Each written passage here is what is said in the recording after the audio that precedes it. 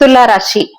ತುಲಾ ರಾಶಿಯ ಗುರು ಬದಲಾವಣೆಯಿಂದ ಏನಪ್ಪಾ ಉಪಯೋಗಗಳು ಅಂತಂದ್ರೆ, ನಿಮ್ಗೆ 9ನೇ ಮನೆಯಿಂದ 10ನೇ ಮನೆಗೆ ಬರ್ತಾ ಇದ್ದಾನೆ ಗುರುಗ್ರಹ.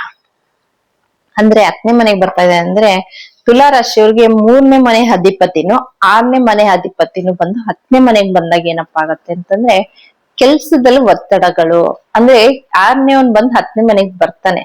ನಾವು ಏನ್ ಅನ್ಕೊಂತಾರೆ ಅಂದ್ರೆ, ಓ ಕೆಲ್ಸದಲ್ಲಿ ಬಡ್ತಿ ಸಿಗುತ್ತೆ, ನಮ್ಗೆ ಇಂಪ್ರೂವ್ಮೆಂಟ್ಸ್ ಇರುತ್ತೆ ಅಂತ. ಇಲ್ಲ, 6ನೇ ಮನೆಗ್ ಬಂದಾಗ ಸ್ವಲ್ಪ ವೃತ್ತಿಯಲ್ಲಿ ಕಸಿವಿಸಿ, ಅಂದ್ರೆ ಅವರು ಇಷ್ಟು ಟಾರ್ಗೆಟ್ ಅಂತ ನಿಮ್ಗೆ ಕೊಟ್ಟಿರ್ತಾರೆ, ಅಷ್ಟು ಟಾರ್ಗೆಟ್ ನ ಮಾಡಕ್ಕಾಗದೆ ಇರ್ಬೋದು, ಅಥವಾ ನಿಮ್ಗೆ ವಹಿಸಿರೋಂತ ಕೆಲ್ಸನ ನಿಮ್ಗೆ ಆ ಸರಿಯಾದ ಟೈಮ್ ಮಾಡಕ್ಕಾಗದೆ ಇರೋಂಥದ್ದು ಇರ್ಬೋದು.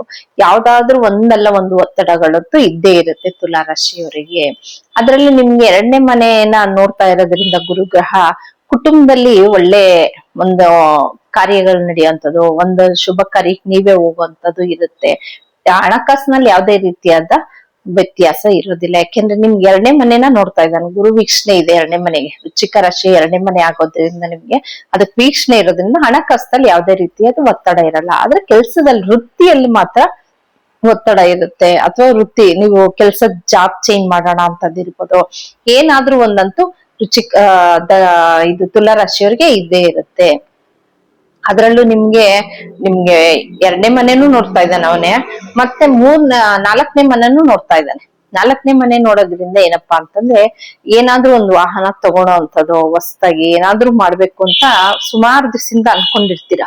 ಆದ್ರೆ ಅದು ಈಡೇರಿರಲ್ಲ ನಿಮ್ಗೆ. ಇವತ್ ಮಾಡೋಣ, ನಾಳೆ ಮಾಡೋಣ, ಇಲ್ಲ ನಾಳೆ ಮನೆ ಚೇಂಜ್ ಮಾಡೋಣ, ಇಲ್ಲ ಇನ್ನೊಂದ್ 3 ತಿಂಗಳು ಕಳೆಯೋಣ ಅನ್ಕೊಳ್ಳಿ. ಆದ್ರೆ ಇವಾಗ ಆ ಟೈಮ್ ಬರುತ್ತೆ ನಿಮ್ಗೆ.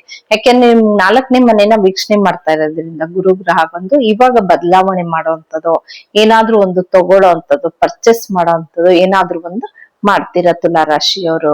ನೀವು ತುಲಾ ರಾಶಿಯವ್ರು ನೀವೇನಪ್ಪ ಪರಿಹಾರ ಮಾಡ್ಕೊಬೇಕು ಅಂತಂದ್ರೆ, ಆದಷ್ಟು ನೀವು 6ನೇ ಮನೆಯಲ್ಲಿ ಶನಿ ಗ್ರಹ ಇರೋದ್ರಿಂದ ಕೆಲ್ಸದಲ್ಲಿ ಸ್ವಲ್ಪ ನಿಧಾನ, ಅಂದ್ರೆ ವೃತ್ತಿಯಲ್ಲಿ ಚೆನ್ನಾಗಿದ್ರು ನಿಮ್ಗೆ ಒಂಥರ ಸ್ವಲ್ಪ ನಿಧಾನಗತಿಯಾಗಿ ಆಗ್ತಾ ಇರುತ್ತೆ. ನೀವ್ ಅನ್ಕೊಂಡಿದ್ ಕೆಲ್ಸ ಇವತ್ ಮುಗಿಲಿ ಅಂತ ಅನ್ಕೊಂಡಿರೋ ಕೆಲ್ಸ ಇವತ್ ಮುಗಿಯಲ್ಲ, ಅದು ನಾಳೆ ಮುಂದೂಡೋ ಅಂತದ್ದು, ನಾಡಿದ್ ಮುಂದೂಡೋ ಅಂತದ್ದು ಇದಾಗ್ತಾ ಇರುತ್ತೆ.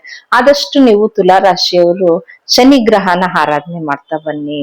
ಅದರಲ್ಲೂ ಪ್ರತಿನಿತ್ಯ ನೀವೇನ್ ಮಾಡ್ಬೇಕು ಅಂದ್ರೆ, ಹಳದಿ ಅರ್ಶನ ಕಲ್ಸಿ ಪ್ರತಿ ದಿನ ಹಣೆಗೆ, ಹೊರಗಡೆ ಹೋಗಕ್ ಮುಂಚೆ ನೀವು ದೇವ್ರ ನಮಸ್ಕಾರ ಹಾಕಿ ಪ್ರತಿದಿನ ಹಣೆಗೆ ಹಳದಿ ಏನ್ ಅರ್ಶನ ಇರುತ್ತೋ ಅದನ್ನ ಹಣೆಗೆ ಇಟ್ಕೊಂತ ಬನ್ನಿ. ಒಂದು ಖರ್ಚಿಪ್ ಇಟ್ಕೊಡೋ ಅಂತದ್ ಬನ್ನಿ.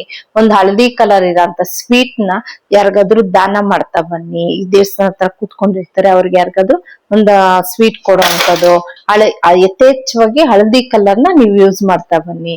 ಇದಿಷ್ಟು ಒಂದು ತುಲಾ ರಾಶಿಯವರ ಗುರು ಬದಲಾವಣೆಯ ಫಲಾನುಫಲಗಳು.